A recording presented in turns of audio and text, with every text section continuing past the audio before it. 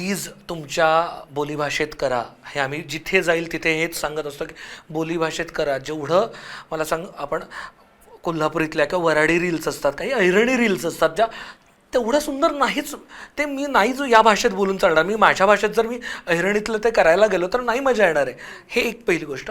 आणि आपण जोपर्यंत आपलं स्वतःचं स्वपण ला मिठी मारत नाही ना, तोपर्यंत समाज आपल्याला मिठी नाही मारणार आहे. आणि ते जर घेतलं ना तर मला वाटतं ते खरं येईल त्यातनं बाहेर.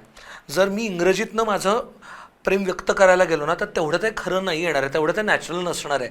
तेवढंच माझ्या भाषेत मी एखाद्या गोष्टीला इरसाल म्हणालो तर ते कळतं ना मला काय म्हणायचं आहे. पण डिलिशियस म्हणालो किंवा लाजवाब असं काहीतरी म्हणलं तर नाही कळणार आहे, फॉर्मल वाटणार आहे. तर माझी भाषा तिथे म्हणजे काटाकिर म्हणलं ते छान वाटतं ना, त्याला काही ट्रान्सलेशन नाही आहे. सो ते त्यामुळे त्या भाषेत त्या बोलीतच केलं पाहिजे. आणि त्या बोलीत केलं तर आपण फ्रेंच ॲक्सेंटमधल्या गोष्टी ऐकतो ना त्या छान वाटतात ना, गोड वाटतो ना आपल्याला. मेक्सिकन ॲक्सेंट गोड वाटतो ना, मग आपल्याला आपल्या ॲक्सेंटची काय लाज वाटावी. असं हे माझं. आणि मग नाही, तोच मुद्दा खरं तर खूप खरा आहे की ना, सोशल मीडिया खरं तर खरेपणाचा व्यवसाय आहे. हा बरोबर. तिथं तुम्ही ऑनेस्ट आहात का, तुम्ही जे आहात तसे. म्हणजे आत्ता आम्ही पण पॉडकास्ट करताना आम्ही असे पायवर करून बसतो. मला सतत हसण्याची खिदळण्याची सवय आहे.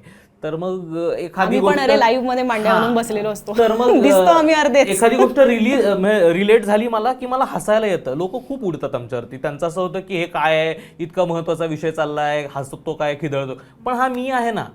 म्हणजे बोलता बोलता कधीतरी माझा फंबल होतो. आम्ही ते कापत नाही, आम्ही ते तसंच ठेवतो. कधी कधी आम्ही ॲजिटेटेड असतो, कधीतरी असं आम्ही खूप गुंतलेलं असतो, आम्ही आहे तसे दाखवतो, म्हणून ते लोकांना आवडतं.